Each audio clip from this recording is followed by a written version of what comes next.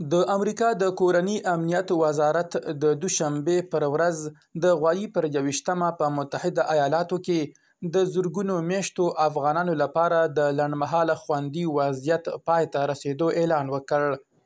د نوموړي هیواد د کورني امنیت وزیر په یو بیان کې وویل چې دوی د افغانستان وضعیت ارزولی او دا افغانان د لنډمهاله خوندي وضعیت د ساتلو لپاره لازم شرایط نه لري.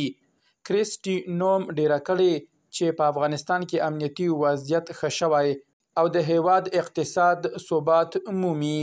اغلې نوم ویلي چې د افغانانو لپاره د لنډمهاله خوندي وضعیت برنامه به د مې پر 20مه پای ته ورسیږي او د هغې لغوه کیدل به د جولای له 12مې څخه عملي شي. د لنډمهاله خوندي وضعیت برنامه د هغو بهرنیو وګړو لپاره ده چې د جګړې، طبیعي پیښو یا نورو غیر عادي شرایطو له امله نشي کولی خپل هیواد ته ستانه شي.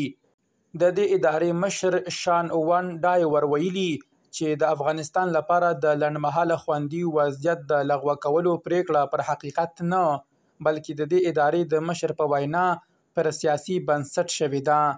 په بیان کې د امریکا د کورني امنیت د وزیر له خولې ویل شوي چې د لنډمهاله خوندي وضعیت لغوه کول د متحده ایالاتو له ملي ګټو سره سمون لري. په دوام کې ویل شوي چې د امریکا د کورني امنیت وزارت اسناد ښيي چې ځینې کسان د درغلۍ، د عامه خوندیتوب او د امریکا د ملي امنیت د ګواښ له امله تر څیړنې لاندې نیول شوي دي.